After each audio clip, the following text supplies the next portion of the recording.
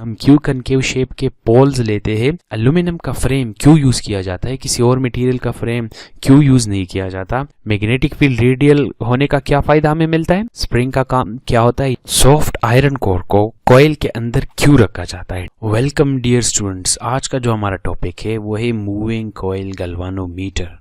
इस टॉपिक को पढ़ने से पहले आप लोगों को torque on a current carrying coil placed in uniform magnetic field का जो टॉपिक है वो पढ़ लेना चाहिए, ठीक है। कहीं से भी पढ़ के आप आ जाइएगा, फिर आप लोगों ने इस वीडियो को देख लेना है। तो सबसे पहले हम देखते हैं कि गैल्वानोमीटर क्या होता है, फिर बात करेंगे मूविंग कॉइल गैल्वानोमीटर के बारे में। तो गैल्वानोमीटर एक ऐसा इंस्ट्रूमेंट है जो कि बहुत ज़्यादा स्मॉल करंट्स को क्या करता है, डिटेक्ट करता है, ठीक है। पहला काम डिटेक्शन है। डिटेक्शन का काम मतलब है प्रेसेंस। डिटेक्ट मीन्स प्रेसेंस, आपको बताता है कि सर्किट में या किसी वायर में करंट है कि नहीं है, ठीक है। And then it measures it, यानी आपको उस करंट की वैल्यू भी बताता है कि इस करंट की वैल्यू कितनी है। पर जो गैल्वानोमीटर करंट डिटेक्ट करता है वो बहुत स्मॉल अमाउंट का होता है, मिली एम्पियर्स में होता है, जैसे 30 मिली एम्पियर 50 मिली एम्पियर तक हो गया, ठीक है। वो गैल्वानोमीटर के रेंज पे डिपेंड करता है, पर बहुत ज़्यादा स्मॉल वैल्यू होती है करंट की जो गैल्वानोमीटर मेजर करता है, ठीक है। मूविंग कॉइल गैल्वानोमीटर में क्या होता है कि अंदर एक कॉइल लगा होता है जो कि मैग्नेटिक फील्ड में रोटेट करता है, उसी वजह से उसको बोला जाता है मूविंग कॉइल गैल्वानोमीटर। तो मूविंग कॉइल गैल्वानोमीटर के बेसिक प्रिंसिपल को देखते हैं कि ये किस प्रिंसिपल के ऊपर काम करता है। तो जो बेसिक प्रिंसिपल है गैल्वानोमीटर का वो ये है कि जब हम किसी वायर को मैग्नेटिक फील्ड में रखते हैं तो उस वायर के ऊपर लगता है एक फोर्स, ठीक है। वो वायर एक्सपीरियंस करता है एक फोर्स, इलेक्ट्रोमैग्नेटिज्म के चैप्टर में हमने पढ़ा है इसको, ठीक है। फिर जब हम इस वायर का एक लूप बनाएंगे, एक कॉइल बनाएंगे और इस कॉइल को मैग्नेटिक फील्ड में रखेंगे तो ये कॉइल एक टॉर्क एक्सपीरियंस करेगा। Torque carrying coil placed in a uniform magnetic field experiences a torque, ठीक है। और यही है basic principle moving coil galvanometer का। तो बात करते हैं कंस्ट्रक्शन के बारे में कि मूविंग कॉइल गैल्वानोमीटर के अंदर क्या क्या चीज़ें होती है, ठीक है। तो सबसे पहले जो मैग्नेटिक फील्ड होता है, यानी कॉइल को जिस मैग्नेटिक फील्ड में रखा जाता है उसका जो शेप होता है वो कनकेव शेप होता है, ठीक है। यानी जो पोल्स होते हैं मैग्नेट के, दे आर कनकेव शेप। ये आप लोग को पिक्चर में नजर आ रहा है। Let's call it a north pole and let's say this is a south pole, ठीक है। तो ये जो पोल्स है मैग्नेट के ये कनकेव शेप है। हम क्यों कनकेव शेप के पोल्स लेते हैं, एल्यूमिनियम का फ्रेम क्यों यूज किया जाता है, किसी और मटेरियल का फ्रेम क्यों यूज नहीं किया जाता, वो आपको बाद में पता चल जाएगा, ठीक है। इसके अलावा इसमें एक रेक्टेंगुलर कॉइल रहता है, ये यहाँ पे आप लोगों को नजर आ रहा है, ठीक है।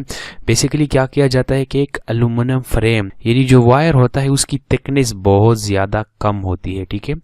वायर की थिकनेस बहुत ज़्यादा कम होती है तो उसको क्या किया जाता है, एक फ्रेम के ऊपर चढ़ाया जाता है, ठीक है। ये फ्रेम नॉन मैग्नेटिक होता है, ठीक है, नॉन मैग्नेटिक फ्रेम होता है और एल्यूमिनियम का बना होता है, ठीक है। थोड़ी ही देर में मैं आप लोगों को इसका रीजन बता दूंगा, ठीक है। वायर जो होता है जिससे कॉइल बना होता है वो वायर होता है एनामल्ड कॉपर का, ठीक है। एनामल्ड कॉपर, यानी कॉपर तो होता ही है पर एनामल्ड का मतलब ये है कि ये सपोज करो अगर वायर है तो उसके ऊपर इस तरह से एक थिन इंसुलेशन दी जाती है, ठीक है। एक थिन इंसुलेटिंग मटेरियल इसके ऊपर चढ़ाया जाता है और इसके चढ़ाने का फायदा ये होता है कि जब इस वायर में करंट फ्लो करेगा तो उस करंट की वजह से हीट प्रोड्यूस होगा इस वायर में, ठीक है। तो ये इंसुलेटिंग मटेरियल क्या करेगा, इस हीट को एब्जॉर्ब करेगा और हमारा कॉइल डैमेज नहीं होगा हीटिंग इफेक्ट की वजह से, ठीक है। तो एनामल कॉपर बेसिकली कॉपर होता है जिसके ऊपर हमने इंसुलेशन की होती है और फिर इस एनामल्ड कॉपर को इस तरह से एक फ्रेम, लेट्स से कि दिस इज द फ्रेम, तो इस तरह से इस वायर को क्या किया जाता है, इसके ऊपर वूंड किया जाता है, ठीक है। इस तरह से एक टर्न, दूसरा टर्न, तीसरा टर्न एंड सो ऑन। यहाँ पे इस कॉइल को हम क्या करते हैं, एक सस्पेंशन वायर की मदद से सस्पेंड करते हैं, ठीक है। मूविंग कॉइल गैल्वानोमीटर के दो टाइप्स होते हैं, हम इनको बाद में देखेंगे, पर जो सस्पेंडेड टाइप गैल्वानोमीटर्स होते हैं उनको सस्पेंशन वायर के थ्रू सस्पेंड किया जाता है, ठीक है। यानी वो फ्रीली इस वायर से लटक रहे होते हैं, ठीक है। यहाँ पे ये क्या है, ये कनेक्टेड है, यहाँ पे एक फिक्स सपोर्ट के साथ ये वायर कनेक्टेड है and this is A suspension wire, ठीक है। Suspension wire. यहाँ पे दूसरा इन जो है कॉइल का या सस्पेंशन वायर का वो एक हेलिकल स्प्रिंग के साथ कनेक्ट किया जाता है। ठीक है, स्प्रिंग का काम क्या होता है ये आप लोग वर्किंग में देख लेंगे। ठीक है, अभी हमने इस कॉइल से करंट को भी पास करना है। ठीक है, तो एक कनेक्शन अपने सेल का हम यहाँ पे प्रोवाइड कर देते हैं एंड लेट्स से कि दिस इज टर्मिनल 1 और दूसरा कनेक्शन यहाँ पे स्प्रिंग के साथ दिया जाता है। ठीक है, let's say this is the terminal 2। एक हो गया टर्मिनल 1, एक होया टर्मिनल 2। इन टर्मिनल्स के थ्रू क्या किया जाता है, कॉइल को करंट दिया जाता है। ठीक है, यानी इनको एक्सटर्नल किसी ईएमएफ सोर्स के साथ इस तरह से कनेक्ट किया जाता है और इस फ्रेम के अंदर कॉइल के अंदर यहाँ पे रखा जाता है एक सॉफ्ट आयरन का कोर साइलेंड्रिकल फॉर्म में। ठीक है, सॉफ्ट आयरन का साइलेंडर रखा जाता है। बेसिकली जो फ्रेम होता है वो इस साइलेंडर के अराउंड रेप्ड किया जाता है। ठीक है, मैं 3D में दिखा देता हूँ। लेट्स से कि ये आप लोगों का क्या है, वो आयरन का साइलेंडर है। ठीक है, तो जो फ्रेम होता है वो इस तरह से, ठीक है, इस तरह से इसके ऊपर चढ़ाया जाता है। ठीक है, इस तरह से बिल्कुल आउटर एजेस जो होते हैं इसके ऊपर कॉइल्स को रेप्ड किया जाता है इस तरह से इसके आउटसाइड एजेस पे। तो सॉफ्ट आयरन कोर के अराउंड ही फ्रेम को लपेटा जाता है या वायर्स को लपेटा जाता है। सॉफ्ट आयरन कोर को कॉइल के अंदर क्यों रखा जाता है, ठीक है, यानी मूविंग कॉइल गैल्वानोमीटर में ये सॉफ्ट आयरन कोर क्यों यूज होता है, इसके दो एडवांटेजेस हमें मिलते हैं। ठीक है, पहला एडवांटेज, सॉफ्ट आयरन कोर जो होता है वो मैग्नेटिक फील्ड को इंटेंसिफाई करता है। ठीक है, किस तरह से soft iron core magnetic field को इंटेंसिफाई करता है तो इसको समझ लेते हैं। ठीक है, लेट्स से कि ये किसी मैग्नेट का नॉर्थ पोल है and this is the south pole और यहाँ पे मैंने लेट्स से कि कोई मैग्नेटिक मटेरियल रखा है। ठीक है, आयरन का कोर हो गया या कोई भी मटेरियल हो गया, तो जब मैं इसको मैग्नेटिक फील्ड में रखूंगा तो ये मैग्नेटाइज हो जाएगा, यानी ये एंड इसका साउथ पोल बन जाएगा और यहाँ पे नॉर्थ पोल इंड्यूस हो जाएगा। ठीक है, जब ये मैग्नेट बनेगा तो यहाँ पे नॉर्थ के सामने इसके करीब साउथ पोल इंड्यूस हो जाएगा और साउथ के करीब में नॉर्थ पोल इंड्यूस हो जाएगा। तो सॉफ्ट आयरन कोर भी एक मैग्नेटिक मटेरियल है। ठीक है, एक फेरोमैग्नेटिक मटेरियल है। जब हम इसको मैग्नेटिक फील्ड में रखते हैं तो ये इस तरह से मैग्नेटाइज हो जाता है। अब देखिए मैग्नेटिक फील्ड्स को देखते हैं तो मैग्नेटिक फील्ड लाइन नॉर्थ से निकलती है आउटसाइड द मैग्नेट और साउथ पोल में एंटर होती है। ठीक है, इनसाइड द मैग्नेट, देखिए अब ये मटेरियल एक मैग्नेटिक मटेरियल बन गया तो inside the magnet magnetic field line south से नॉर्थ की तरफ होती है। ठीक है, फ्रॉम साउथ टुवर्ड्स नॉर्थ और आउटसाइड पर नॉर्थ से साउथ की तरफ। ठीक है, तो यहाँ पे आप लोग देख सकते हैं कि एक्सटर्नल मैग्नेटिक फील्ड का ये डायरेक्शन था, इंटरनल जो मैग्नेटिक फील्ड प्रोड्यूस हो गया एक मैग्नेटिक मटेरियल की वजह से उसका डायरेक्शन भी ये है, यानी ये जो मैग्नेटिक फील्ड है सॉफ्ट आयरन कोर जो मैग्नेटिक फील्ड प्रोड्यूस कर रहा है वो एक्सटर्नल में ऐड हो रहा है, यानी जो एक्सटर्नल मैग्नेटिक फील्ड की वैल्यू है उसको बढ़ा रहा है।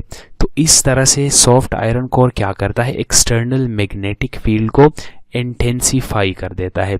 दूसरा एडवांटेज जो हमें मिलता है सॉफ्ट आयरन कोर का वो ये है कि सॉफ्ट आयरन कोर क्या करता है, मैग्नेटिक फील्ड को रेडियल बनाता है। जो कनकेव शेप्ड पोल्स है मैग्नेट के और ये सॉफ्ट आयरन कोर है, दोनों मिल के मैग्नेटिक फील्ड को रेडियल बनाते हैं। किस तरह से मैग्नेटिक फील्ड को रेडियल बनाता है ये सॉफ्ट आयरन कोर, तो working of moving coil galvanometer में मैं आप लोग को समझाऊंगा। ठीक है, तो वर्किंग के बारे में बात करते हैं। This is the U shaped magnet. ठीक है, ये मैंने एक यू शेप मैग्नेट लिया हुआ है। इस यू शेप मैग्नेट के जो पोल्स है वो मैं ले रहा हूँ प्लेन पोल्स। ठीक है, देखिए मूविंग कॉइल गैल्वानोमीटर के जो पोल्स होते हैं वो कनकेव शेप होते हैं, पर मैं स्टार्ट ले रहा हूँ प्लेन पोल से और प्लेन से कनकेव की तरफ जाऊंगा ताकि आप लोग फील कर सके कि हम कनकेव पोल्स क्यों यूज करते हैं, प्लेन पोल में क्या मसला हमें पेश आता है। ठीक है, तो ये यू शेप मैग्नेट है जिसके प्लेन पोल्स है, वही कॉइल इसमें है। ठीक है, यहाँ पे इसको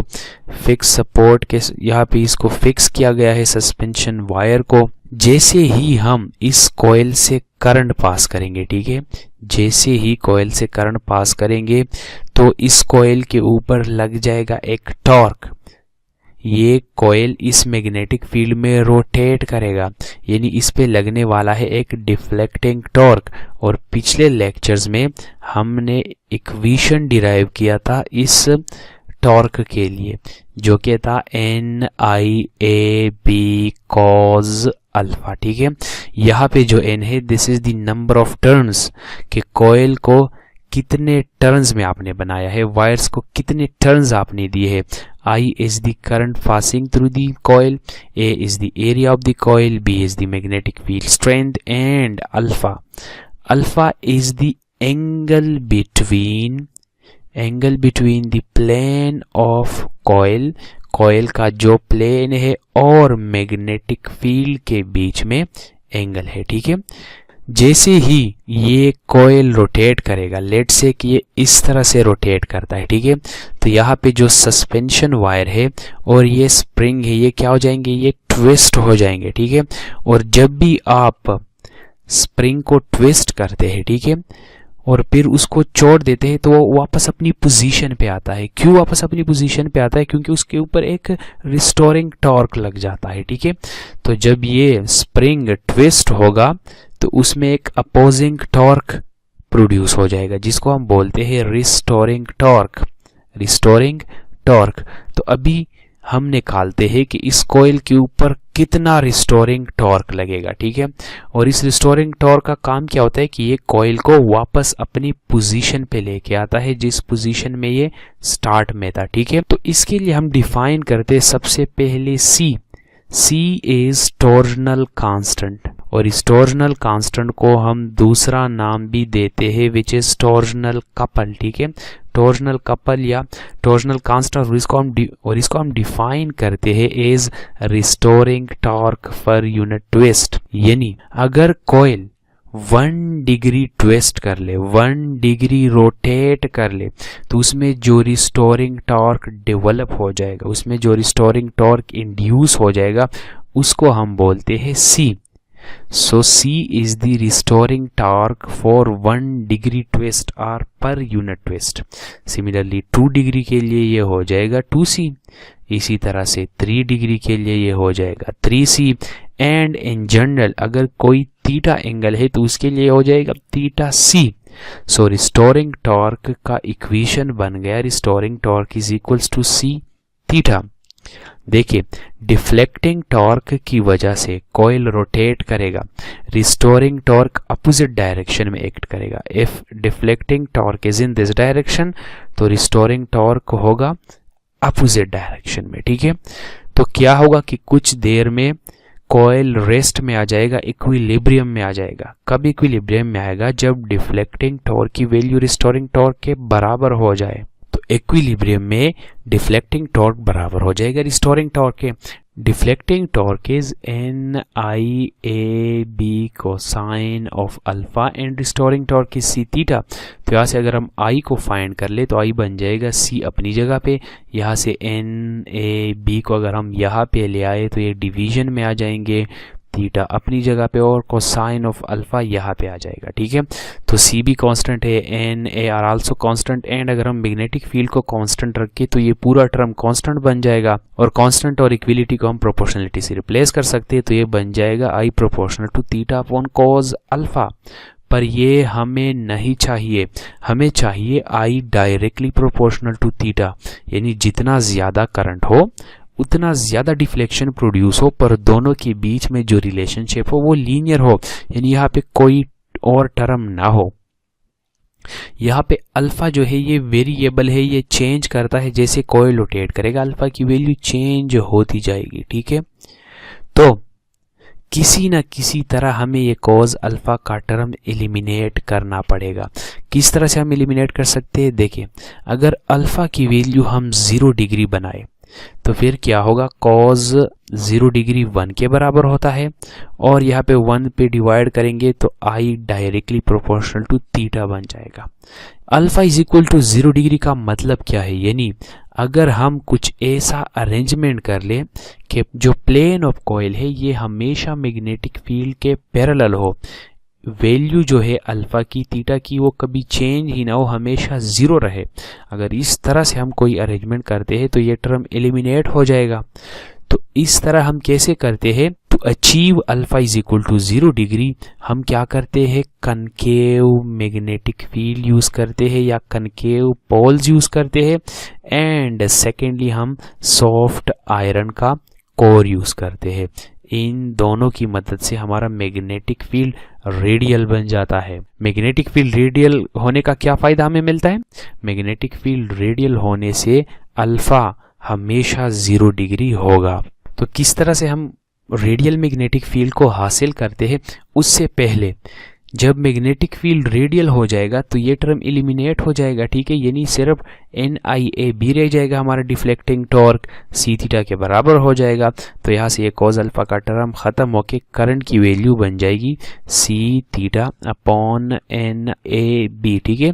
this is the equation for the current और I डायरेक्टली प्रोपोर्शन हो जाएगा थीटा के।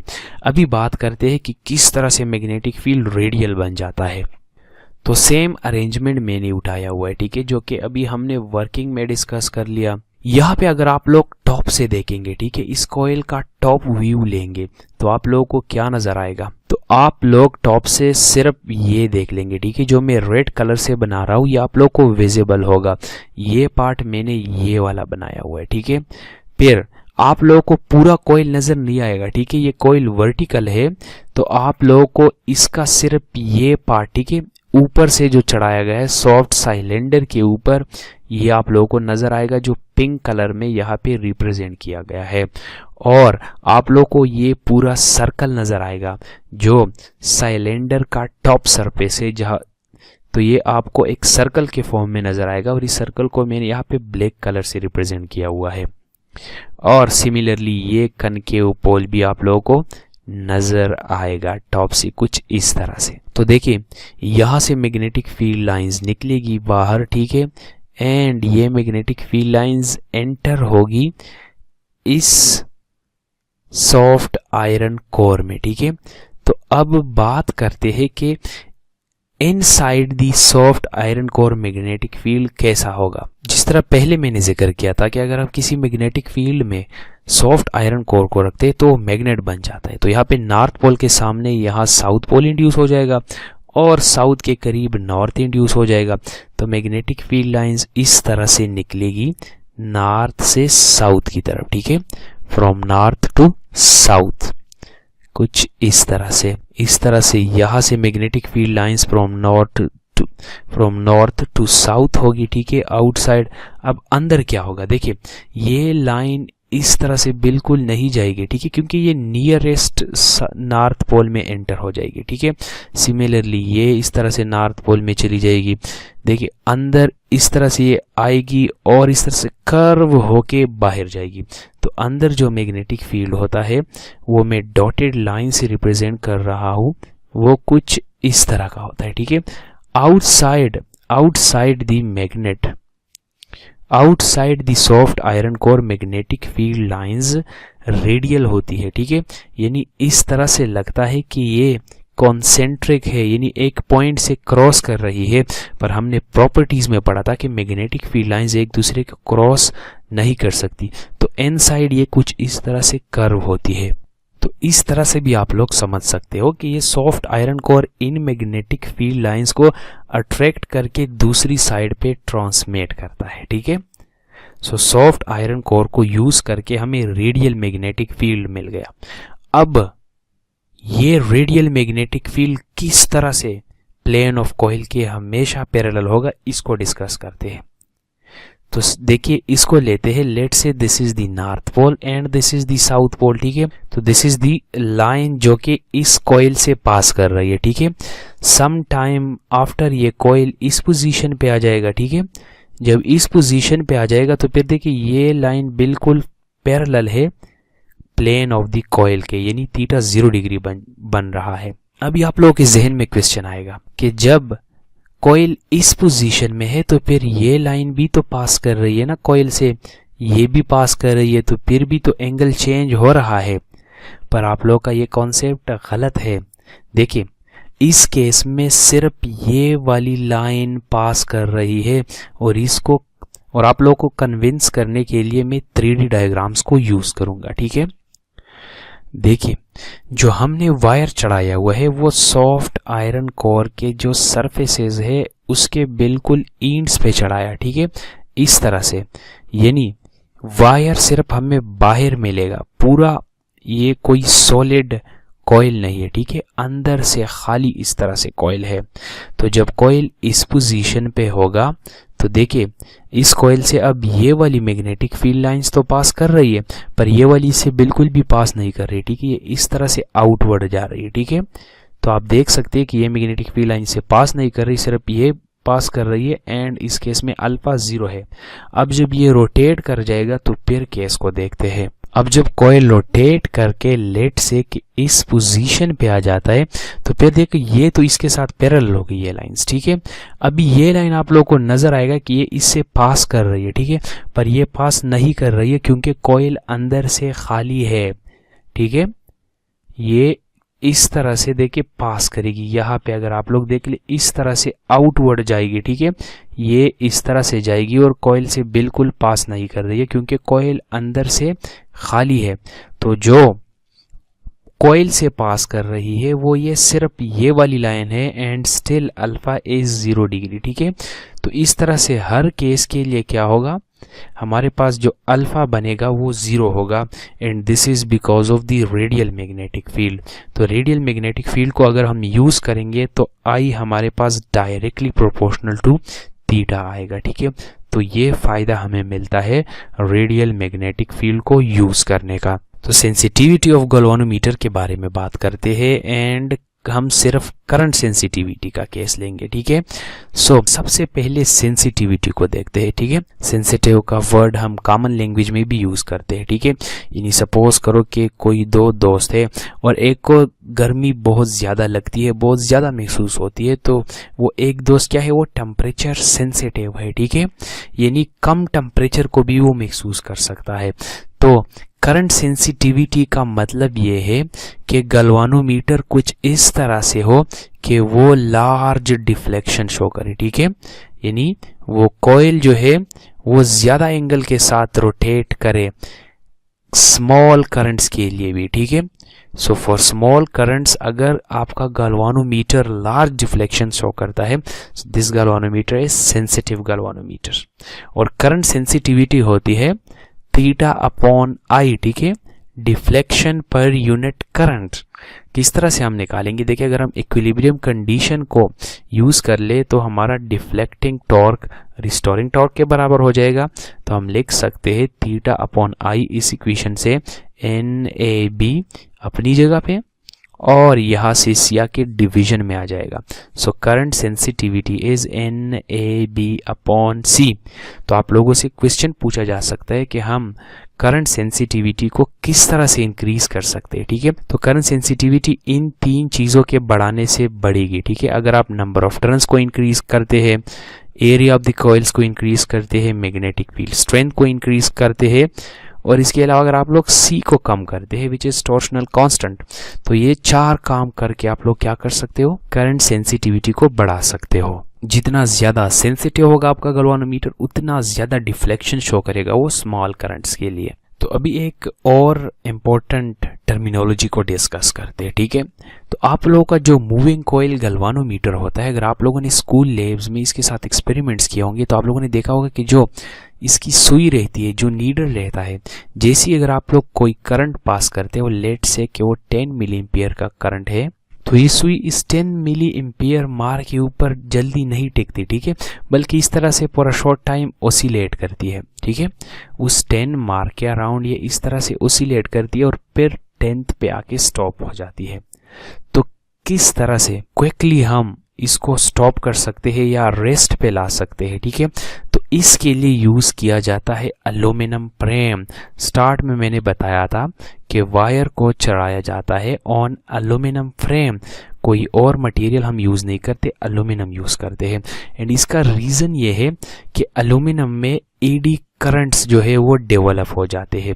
एडी करंट्स को इसके बाद वाले चैप्टर इलेक्ट्रोमैग्नेटिक इंडक्शन में पढ़ेंगे, पर अभी के लिए आप लोग ये याद रख ले कि जब कॉइल किसी मैग्नेटिक फील्ड में रोटेट करेगा तो उसमें एडी करंट्स प्रोड्यूस हो जाएंगे, और ये एडी करंट्स क्या करते हैं, ये बेसिकली अपोज करते हैं कॉइल के रोटेशन को, ठीक है, oppose the rotation of the coil. तो जब ये रोटेशन को अपोज करेगा तो फिर क्या होगा कि सुई जो नीडल है वो जल्दी इक्विलिब्रियम में आ जाएगी, यानी जल्दी रेस्ट पोजीशन पे आ जाएगी, ठीक है, और आपको ज़्यादा वेट नहीं करना पड़ेगा।